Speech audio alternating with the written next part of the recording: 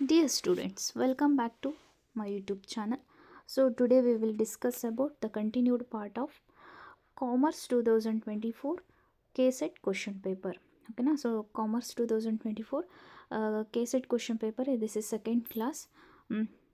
So last ಕ್ಲಾಸಸ್ಗಾಗಿ ನಮ್ಮ ಚಾನಲ್ನ ಸಬ್ಸ್ಕ್ರೈಬ್ ಮಾಡಿ ಆ್ಯಂಡ್ ಈ ಕ್ಲಾಸಸ್ಸಲ್ಲಿ ಅಂದರೆ ಈ ಜಾನಕಿ ಟ್ಯುಟೋರಿಯಲ್ ಒಳಗಡೆ ನಾನು KSET ಪೇಪರ್ 1 ಆ್ಯಂಡ್ ಪೇಪರ್ 2 ರಿಲೇಟೆಡ್ನ ವಿಡಿಯೋಸ್ನ ಮಾಡಿದ್ದೀನಿ. ಪೇಪರ್ 1 ರಿಲೇಟೆಡ್ ಸೊ ಇಲ್ಲಿ ಪೇಪರ್ 1 ರಿಲೇಟೆಡ್ ವಿಡಿಯೋಸ್ನ ಮಾಡಿದ್ದೀನಿ. ಅಲ್ಲಿ ಆಪ್ಟಿಟ್ಯೂಡ್ ರೀಸ್ನಿಂಗ್ ಇದೇ ಥರ DI ಬೇಸ್ ಮೇಲೆ ಎಲ್ಲ ಕ್ವಶನ್ಸ್ನ ಸಾಲ್ವ್ ಮಾಡಿದ್ದೀನಿ. ಒಂದು ಸತಿ ನೋಡ್ಕೊಳ್ರಿ, ಓಕೆನಾ. ನೆಕ್ಸ್ಟು ಏನಪ್ಪ ಅಂತಂದರೆ KSET 2023 ಪೇಪರ್ 1 ಕ್ವಶನ್ ಪೇಪರ್ ಹಾಗೂ 2024 ಕ್ವಶನ್ ಪೇಪರ್ನು ನಾನು ಸಾಲ್ವ್ ಮಾಡ್ತಾ ಇದ್ದೀನಿ.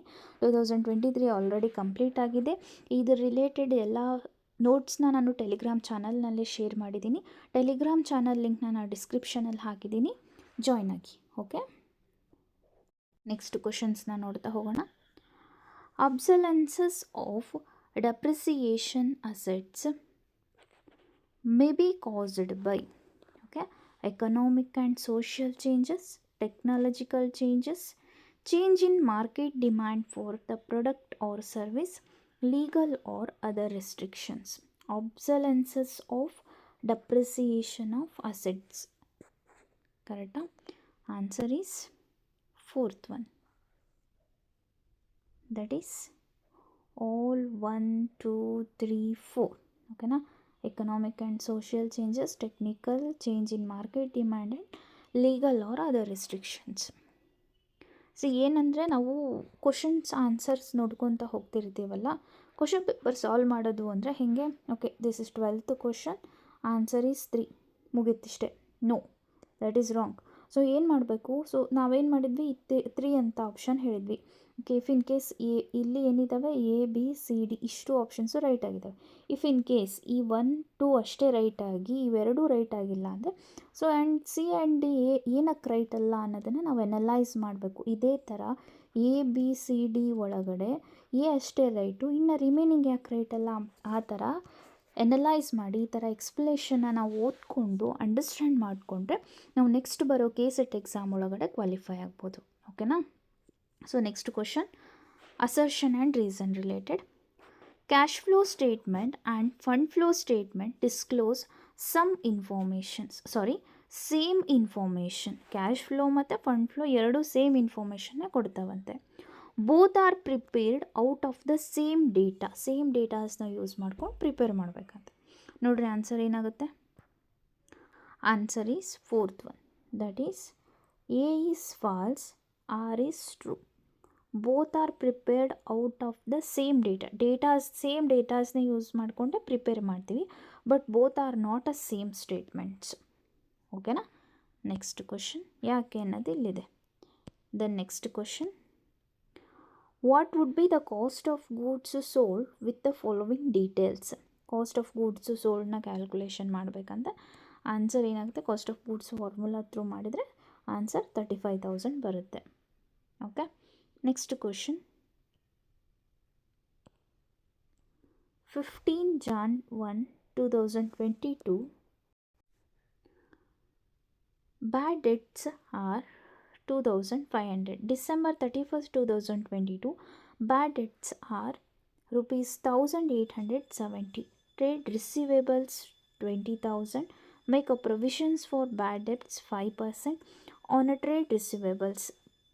Provisions for bad debts in profit and loss account will be 370. Option number A. Next question, which of the following method is not recommended by accounting standard 2? Accounting standard 2 ಏನು ಹೇಳುತ್ತೆ? That is inventory base ಮೇಲೆ ಹೇಳುತ್ತೆ. So ನೀವೇನು ಮಾಡಿರಿ, accounting standards 1 to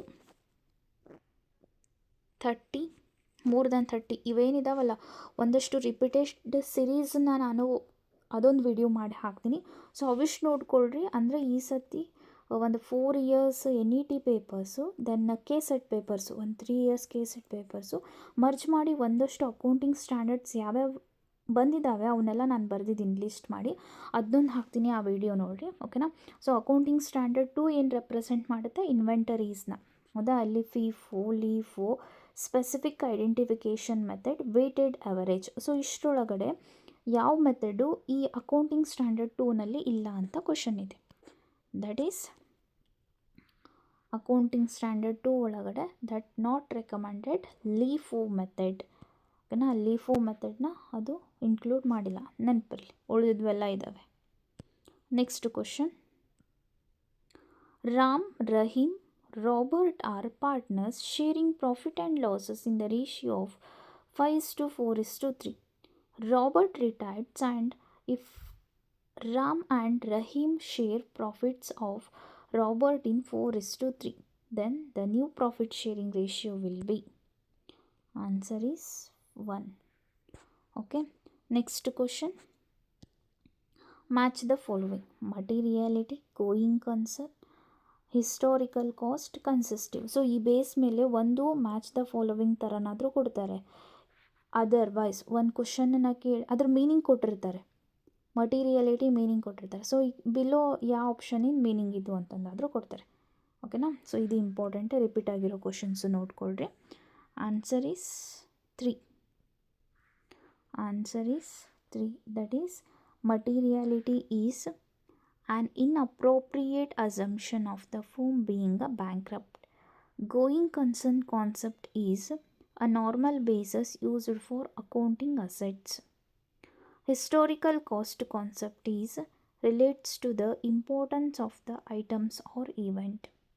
Consistency is the same accounting method used by a firm for one period to another period. Okay. See the next question. Capital introduced in the beginning by Ram 20,000. Further capital introduced during the year is 2,000. Drawing is 250 per month. Closing capital is 12,750. Amount of profit or loss for the year will be. So ಇಲ್ಲಿ ಕ್ಯಾಲ್ಕುಲೇಷನ್ನ ಕೊಟ್ಟಿದ್ದೀನಿ, ನೋಡ್ಕೊಳ್ರಿ. ಓಕೆನಾ. Answer ಎಷ್ಟಾಗುತ್ತೆ? That is 6,250. Option number 4 loss ಆಗುತ್ತೆ. Okay, ನೋಡ್ಕೊಳ್ರಿ. Next question.